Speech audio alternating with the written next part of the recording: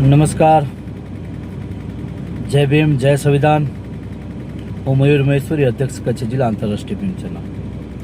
આજે આ વિડીયોના માધ્યમથી જણાવવાનું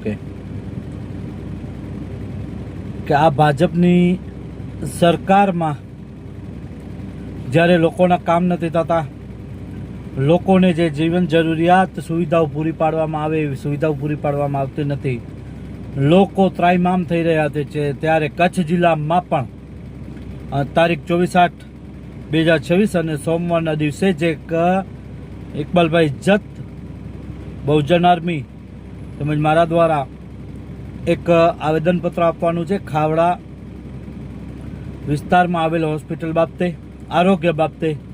ત્યારે હું એક અપીલ કરું છું કે આપ સૌ સાથે મળી બહોળી સંખ્યામાં પધારો, કચ્છ કલેક્ટરશ્રીને આપણે આવેદનપત્ર આપીએ.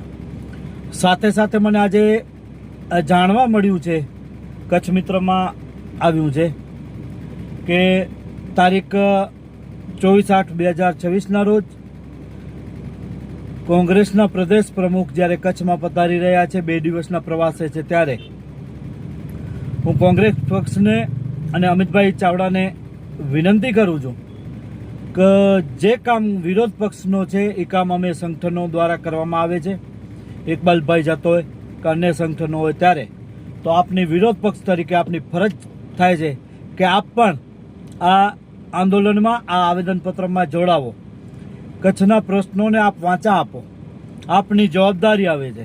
સાથે સાથે ભાજપના પણ નેતાઓને કહું છું કે આ કોઈ રાજકીય પ્રોગ્રામ નથી, અમારો સંગઠનનો પ્રોગ્રામ છે, કોઈ રાજકીય નથી. ભાજપના પણ નેતાઓ આ બાબતે જોડાવે.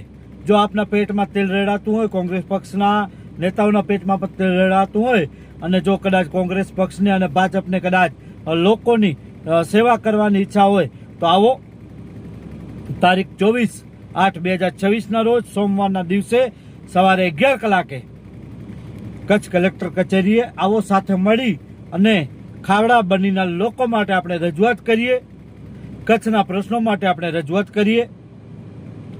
જે ઇકબાલભાઈ જતે જે આગેવાની લીધી છે એની સાથે જે અન્ય સંગઠનો પણ સમર્થન કરે છે, ત્યારે હું પણ એમની સાથે છું. તો કોંગ્રેસ પક્ષના પ્રદેશ પ્રમુખ જ્યારે 24 તારીખના કચ્છમાં પધારી રહ્યા છે, 24 અને 25 2 દિવસ, તો આપ આવો અને કચ્છના લોકો સાથે રહો અને ખાવડા બનીના લોકો સાથે રહો. કારણ કે ખાવડા વિસ્તારના લોકોને જે તકલીફ પડી રહી છે એ બાબતે હું જિલ્લા પ્રમુખ વિકેભાઈ હુંબલને પણ વિનંતી કરું છું કે આપનો સમય નક્કી કરી થોડોક આપના કાર્યક્રમનો કદાચ કોઈ એવો ટાઈમ હોય તો થોડુંક ફેરફાર કરી અને 11 કલાકે પ્રદેશ પ્રમુખ કલેક્ટર સાહેબ સાથે રજૂઆત કરે, સંગઠનો સાથે રજૂઆત થાય એવી હું અપીલ કરું છું. તો આપ આપના વિરોધ પક્ષ તરીકે આપની જવાબદારી નિભાવશો એવી આશા સાથે અપેક્ષા છે. જય હિન્દ, જય ભીમ, જય સંવિધાન મિત્રો.